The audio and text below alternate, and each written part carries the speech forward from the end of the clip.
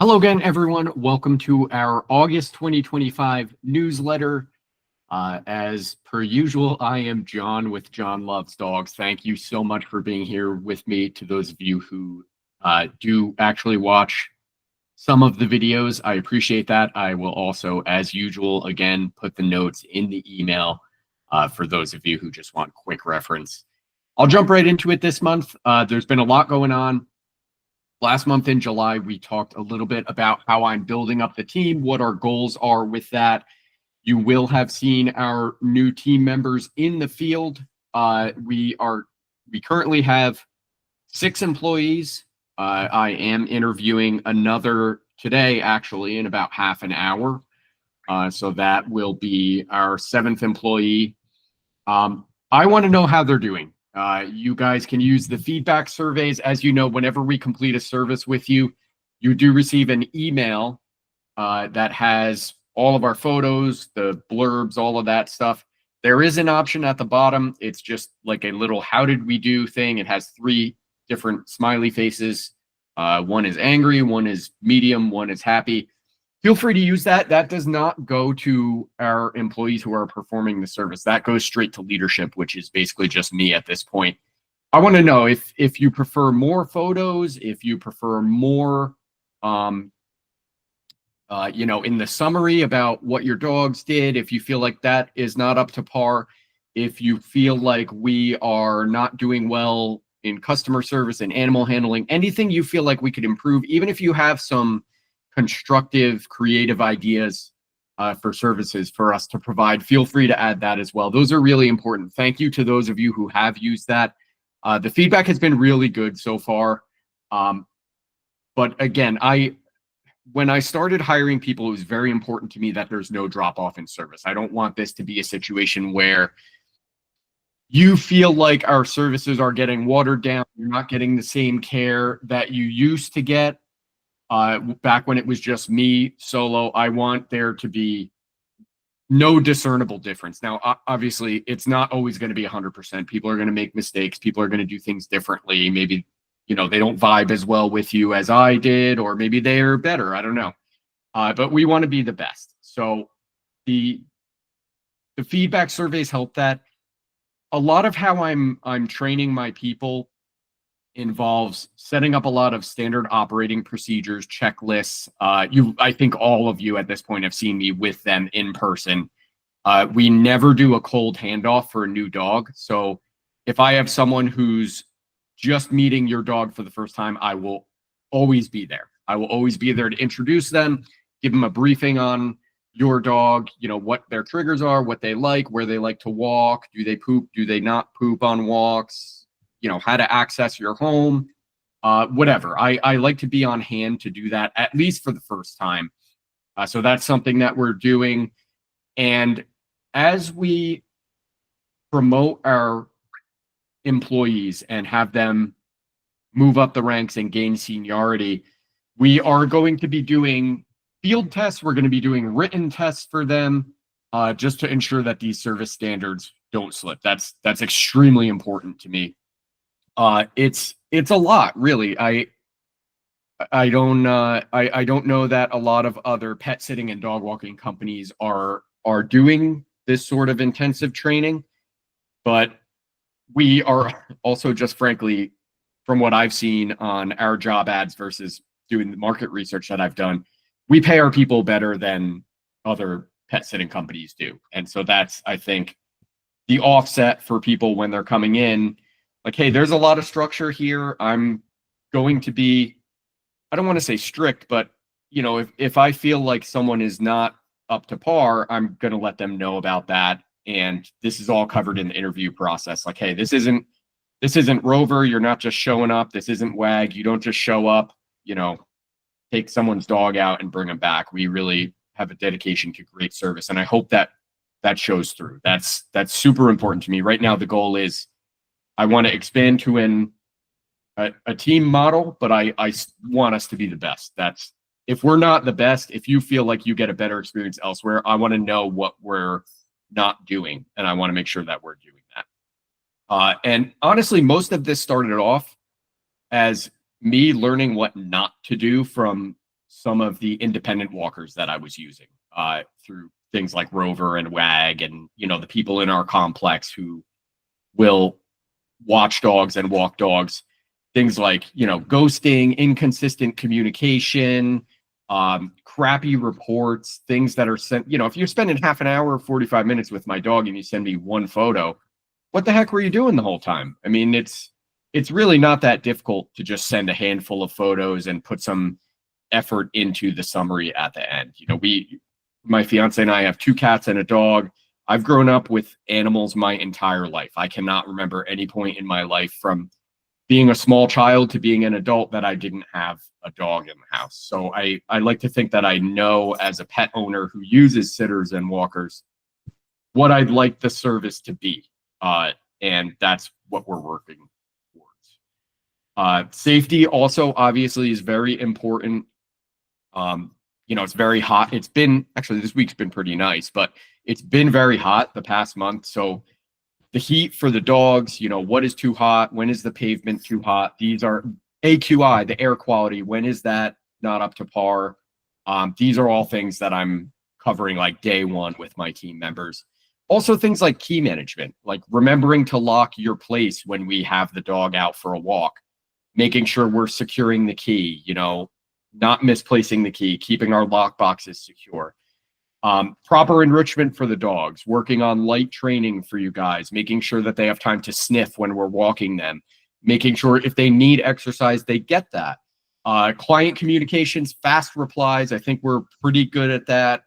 Thorough reports. That's something, again, that we cover in training. Generally just going the extra mile to keep the dogs clean and safe, to keep them happy, keep your home secured, and to keep you informed. If something goes wrong, I don't want us to just cover it up, sweep it under the rug and hope you don't notice. I want us to tackle that up front. For example, last month we had one of the team members clog a toilet, that's super embarrassing. Like, you don't want to go to the client and say, "Hey, I clogged your toilet. Sorry."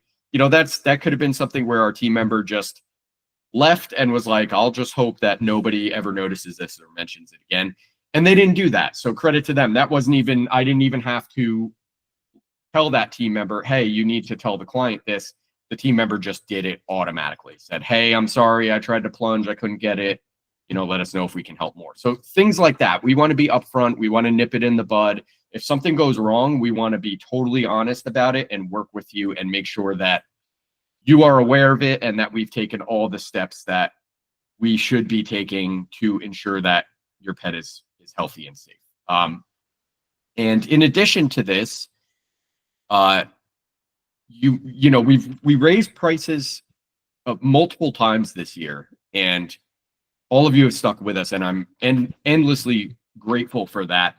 And that was sort of a supply and demand thing where my schedule was just completely full, and I sort of had no choice but to raise prices because I just couldn't. I was starting to just not be able to book people anymore. People would reach out 3-4 times in a row to book like next week, and I'd be like, "I'm already fully booked. I'm sorry." So that was kind of a supply and demand thing. Now that we've got a team-based model, a lot of that goes into compensating the team, but this is definitely not a situation where I'm pocketing any extra revenue that we've had from raising prices. That's all going back into the company to ensure that we are fully mobilized to this goal of really being the best pet care company in North Jersey. And every time I say that, that feels corporate when I say it, but that's legitimately our goal. I want to look at some of the other services that businesses in the area are providing and say, "Oh, wow, we definitely do a better job than that." I want that to be the case. If I see someone that's doing something creative, we need to make sure that we're at that level. So anyway, where this revenue is going, I have begun training for myself for 2 separate certifications. The first one is called Fear Free, which is it's pretty popular among veterinary practices. Vets, vet techs are going through this a lot. It's basically a really strongly animal handling focused certification that provides, it's something like 15 to 20 hours of training, particularly focused on handling anxious and neurotic animals. So animals that are maybe dealing with separation anxiety, some stranger danger, or just a little bit skittish in general. It's training on how to spot those cues, mostly with body language, how to avoid them, take a step back, not stress out the animal further, and then tools for how to build comfort and build rapport with the animals when you're approaching them. So that's something that they do have a pet sitter specific version of Fear Free. So that's what I'm doing. And that's super useful because we're not often dealing with aggressive dogs. If you have an aggressive dog that is going to bite first, that's probably not something that you need a dog walker or pet sitter for. That's something that you're going to need intensive training for. And I don't think we've ever had a potential client come through and say, hey, here's my dog. And we go to meet them and the dog is just, visibly hackles up, barking, like growling, showing teeth. That's not usually, I feel like people that have a dog that have those issues know that it's not really pet sitter appropriate. But we do see a whole lot of anxious dogs who are really nervous around us when we first meet them, really nervous around new people. So that was why I wanted to do Fear Free first. And this is something that I'm already incorporating into our training with our new employees. We have some data sheets and guides to dog body language that I'm already providing for new hires in their onboarding packet, like when they first sign up with us before they even work a shift. So that's something that I'm already incorporating. Another certification it's through PSI. It's called a Certified Professional Pet Sitter, and it's some animal handling, but it's more on the business side. So that is something that I am doing right after I do Fear Free. That'll be done this fall. And that is a lot of client communication stuff, client handling, how to structure your business. That's something that I will have, but probably something that any future admin or GM type roles that we hire into the business will do as well, just to make sure that we are buttoned up and we're doing a good job. And so another one, this was a bit of a splurge, but I thought that it was worth the money because it has to do with safety, which is obviously that has to be the foundation of our business. I am already CPR and pet first aid certified through Red Cross. That was an online certification that I did last year. That was one of the first things I did when I moved into this business. I'm actually going to be augmenting that with an additional certification from LECA, which is a pet care training company that's right in Woodland Park. They're local here in New Jersey. Red Cross is great. They do a really good job. It's a nice baseline, but it was something where I didn't want to rest on my laurels with safety, first aid, pet CPR. That's the type of thing where it's like having a plunger in your bathroom, right? It's kind of a gross analogy, and I did not have this in my notes. This is right off the top of my head. But like you have a plunger, hoping that you never need to use that plunger. But when you need that plunger, like holy mackerel, you need it right now. The toilet's overflowing. That's sort of like pet first aid. Like I hope I never have to use first aid or CPR on any of the pets that we're serving. But if I do, I need to make sure that I'm 100% confident in my abilities with first aid and CPR. And to be honest, Red Cross is, like I said, they're solid, but it's all online. So there's no hands-on, there's no demonstration, there's no dialogue. It's kind of just, an hour-long demonstration and training, and then you do like a quiz at the end. I wanted to do something more than that, and LECA has an in-person, it's in their facility. They have a 30+ years experienced vet who leads it. It's dog and cat first aid and CPR. It's like 4 hours long. Like I said, in-person, hands-on. So that's something I'm doing in October. That was a little bit of a splurge. It was like twice the price of the Red Cross program, but I've used LECA before for leash manners training, and I was really impressed with their expertise. So I was like, you know what? I should make sure I'm buttoned up on this. And so I booked that, and that is something where everyone who progresses through our organization, so we hire them in at junior pet sitter. That's where they perform 100 hours of hands-on training. We check in with them every week. We shadow them at least for one session per week. We're in regular contact with them, sending messages and phone calls. When they hit the basic pet sitter level, that's where they're fully trained. They've completed an exam, passed it, they're signed off on it. We do have 2 levels above that, and the first level above that is senior pet sitter. That's once they clock 1,000 hours in the field. That's all hands-on services performed with your pets. And once they hit that, we give them a pay raise. And what we're also going to do is pay for them to go to LECA and complete this first aid training. So that's going to be on the company. You know, that goes with them wherever they go. So if they decide they want to quit 2 months after that, you know, we'll take that hit as a company to make sure that our people are really 100% in safety situations. God forbid they ever have to give, you know, pet CPR to a dog or a cat. I want them to be rock solid in that and sure that they know what they're doing. So these are just some of the things that we're doing so far. And, you know, a lot of the revenue also will go back into just client appreciation stuff. We do have another project. I kind of have it on the back burner now. We're going to be working on just a little client appreciation thing for you guys probably in the fall, maybe next month or October. So fun stuff like that too. More stuff coming. And on that note, on the revenue note, I do have something that's a bit of an exciting update for our clients. This was something that I've wanted to do for a while. Frequency packages. So I do have a couple of people on already, but if you have repeating appointments within Time to Pet, so if like every week you're doing 5 days per week, we have a couple of people who are on 7 days per week. As long as you have an active repeating appointments going in Time to Pet, we're going to start offering discounts for that. So if you have 3 repeating appointments per week, 3 repeating appointments per week. So say you're, you know, every week, you know, you need Tuesday, Wednesday, Thursday, because you're in the office and you need a walker for your dog. That's going to be just a $5 discount each week that comes off of that cost. If you do 5 times per week, that's a $10 discount. If you do 7 times per week, that's a $20 discount. And again, all you have to do is just have repeating appointments set up for that. And if you have, so to be clear too, the way that works is it automatically sets up your appointments each week. It automatically charges your card.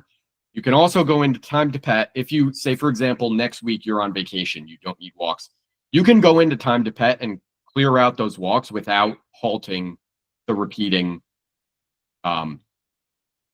appointments. So keep that in mind as well.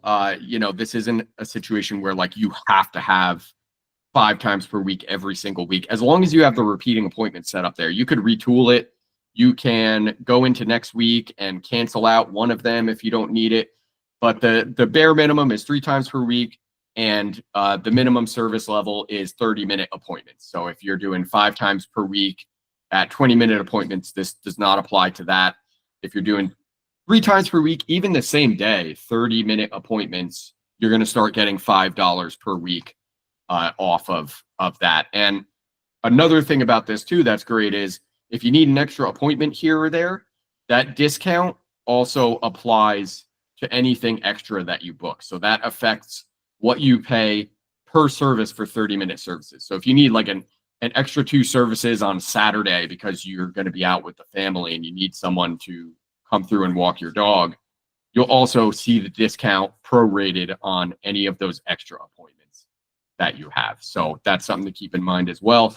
And we do have some people who do tend to book like at least 3 times per week every week. If you do that and you'd like to get in on this discount, I will reach out to you individually to discuss it. Even if your days change, you can simply set it so that you're automatically booking 3 days per week and just let me know which days you need. And we can very easily just move that to the days you need by the week. So that's all I've got for this month. Again, if you guys have any creative ideas, any good feedback that you have for us, you guys have my number. You can reach me directly or your walkers directly through Time to Pet. Always feel free to reach out. Thank you so much for being with us. Really appreciate you, and more fun stuff to come. I will talk to you next month, and I'll see you in the field. Thank you very much.